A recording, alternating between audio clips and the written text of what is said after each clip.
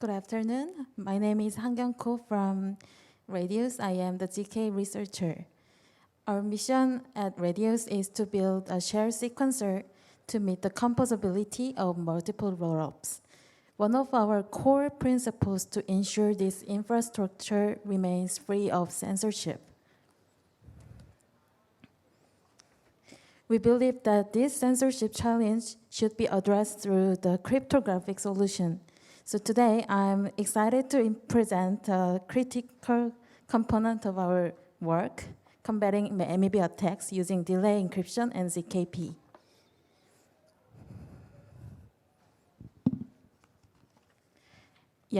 In the first chapter, I'll talk about why we started this research.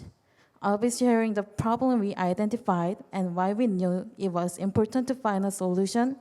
And following this, I'll provide you with a brief overview of the two methods that already exist to mitigate MEV attacks. Oh, sorry.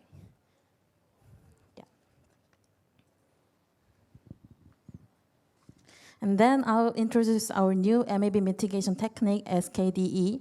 This will be the main focus of my presentation, where I will explain about Radius's solution and how it works. In addition, I'll outline the experimental results of all three methods to compare our new solution to the existing ones. And finally, we'll conclude with a summary of Radius's objectives and the achievements. All right, then, but as many of you are aware, MEV means the maximum profit that miners or validators can make rearranging transactions on a blockchain. These attacks are not just theoretical, they happen and can lead to serious financial losses for regular users. Here is the biggest problem we face. Detecting these attacks like front-running is incredibly difficult after they happen. This means we have to trust the builders not to censor or manipulate transactions. But in reality, users are always at risk of being sidelined or censored. Identifying these attacks is hard, especially when we try to solve them by simply looking at the economics of blockchain, like penalties for bad behavior. And this is why we strongly believe that the solution needs to be cryptographic. So how can we use cryptography to ensure that transactions are processed fairly without the risk of MEV attacks like front-running? The key lies in encrypted mempool. A mempool is a collection of all transactions waiting to be confirmed and added to the blockchain. If we could hide the details of the transactions until the moment their order is decided, it becomes impossible to censor transactions or engaging in MEV attacks based on transaction context. Let's look into the studies on encrypted mempool. This graph sorts them by how much you have to trust the system. The higher up in the graph, the more trust you need, and the lower down, the less trust is necessary. At Radius, we've always aimed for the least trust possible, and that's why we picked delay encryption. Our own PBDE method does not require any trust. And now we've developed a new system, our SKDE scheme. It builds on the multi-party delay encryption model and further towards trustlessness. And we made it so anyone who wants to can participate in generating the key, reducing the need for trust even more. Today we'll focus on these three, PBDE, MDE, and our new SKDE. Okay, then what is delay encryption? It's a cryptographic method that secures messages in a way that they can only be decrypted after a certain period of time. This technique is built on 4 algorithms: keygen, extract, encrypt, and decrypt. Among them, extract algorithm creates a decryption key from an extraction key, but it's not immediate. The process requires completing a computation that takes a set amount of time, known as time lock puzzle. And importantly, all these schemes we're discussing today are built on this delay encryption. So let's dive into how it differs and stands out. Here's a quick look at our original PBD scheme.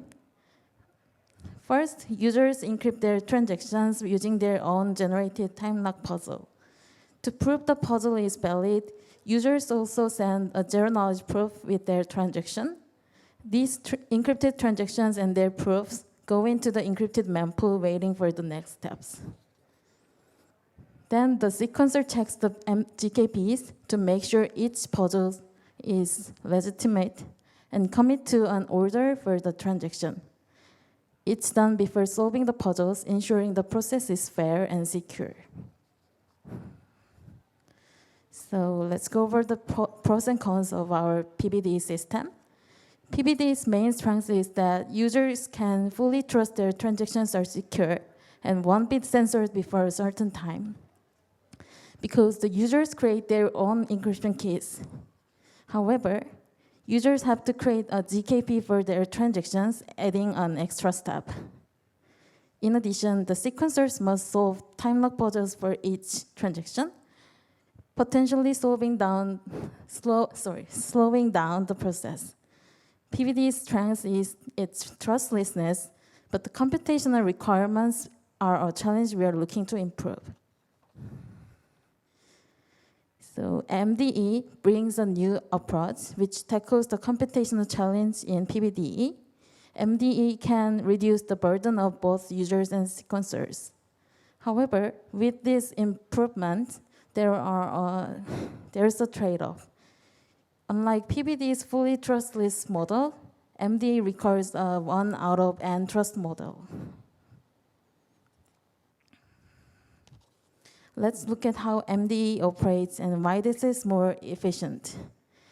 MDE starts with the committee creating partial keys for encryption. They also provide a proof that these keys are valid and put everything on a public storage like Ethereum. Users can check these partial keys and combine them to create an encryption key and encrypt their transactions with it. Since the system uses only one aggregated key, users don't need to make their own time lock puzzle or prove their ZKP. Sequencers do a similar thing. They verify the partial keys and aggregate them and solve only one time lock puzzle to be provided with the decryption key. This means less work for them, no matter how many transactions are in the queue. Basically, MDE cuts down on the computation for everyone. Users don't need to prove puzzle validity, and sequencers deal with only one puzzle, making the whole process more efficient. However, there's a significant cost consideration we need to discuss.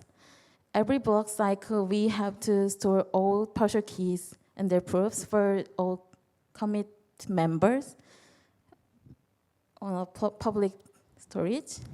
Imagine we have 20 committee members, and then the cost for storing all these details on Ethereum comes out to about 0.768 Ethereum. And that's not even counting everything like range proof. So what does this mean? Well, it's pretty expensive, and it's not just a one-time expense. These costs reoccur every block cycle. So here's a trade-off in using MDE. While we gain efficiency, the financial burden of maintaining this system can be substantial.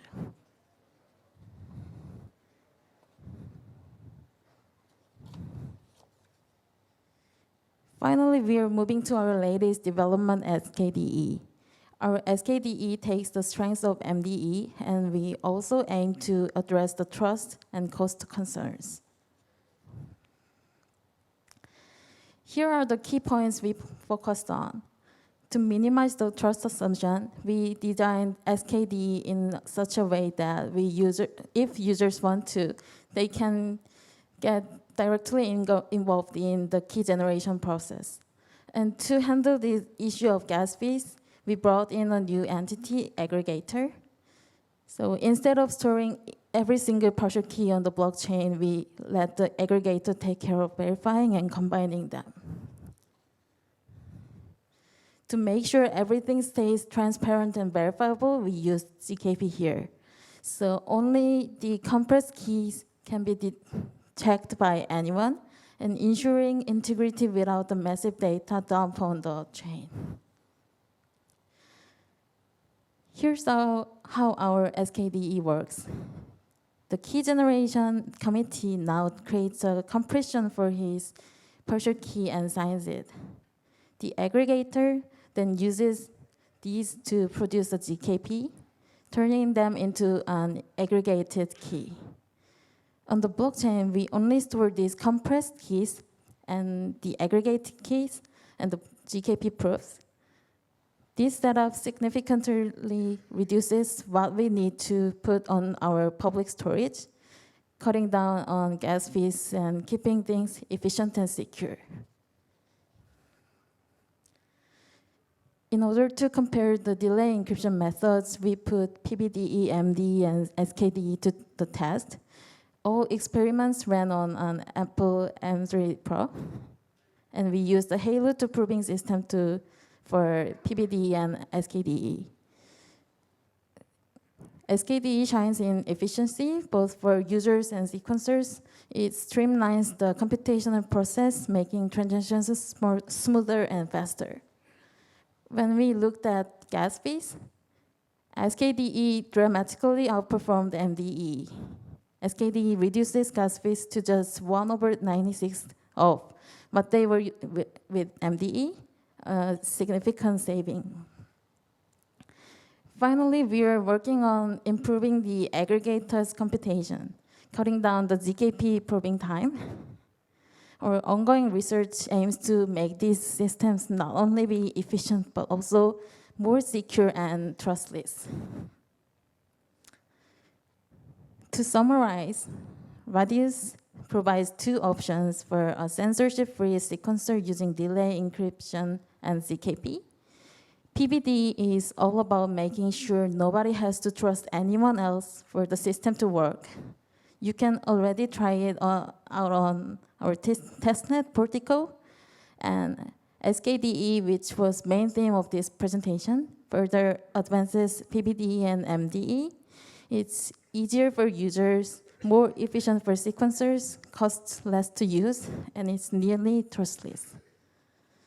Radius is dedicated to developing a shared sequencer that meets the need of multiple rollups with a core commitment of keeping this system free of censorship. Thank you for listening. Thank you. Any MEV guys here with questions? Okay, please. Thanks for the talk, really nice work. So if you encrypt all transactions, how do you charge gas fees? How do you make sure you don't get spammed with invalid transactions? Just the blocks will get full, everything will get really full really fast. Thank you for the good question. We are still working on that point, and we're thinking that dividing the inclusion fee and exclusion fee. So we don't encrypt the inclusion fee. So yeah, we can charge for the inclusion. So that means also you don't encrypt the address of the sender either, right? Yes.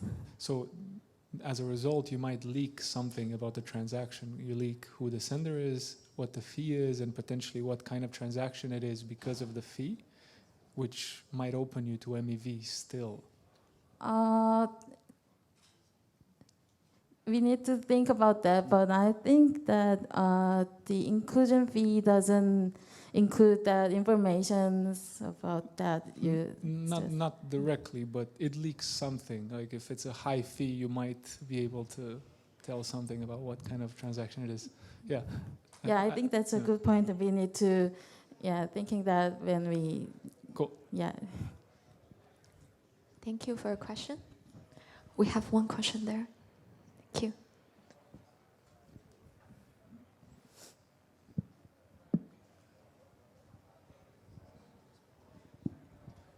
A very interesting presentation, congratulations.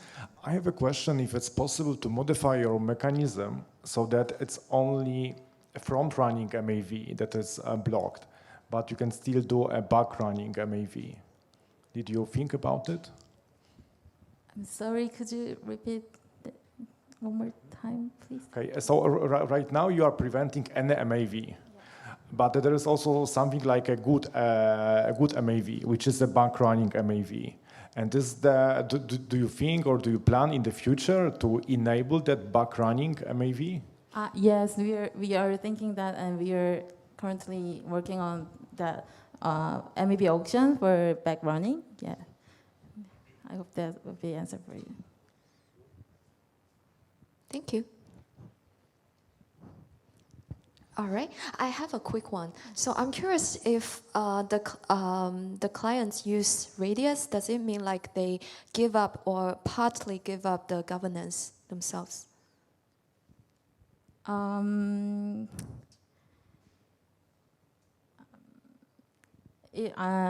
think our solution is needed when the rollup wants to show their chain is free of censorship, or they want to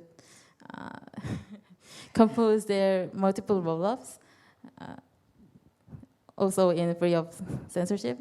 Yeah. No problem. Thank you. We can talk about it later. Yeah. Thank you.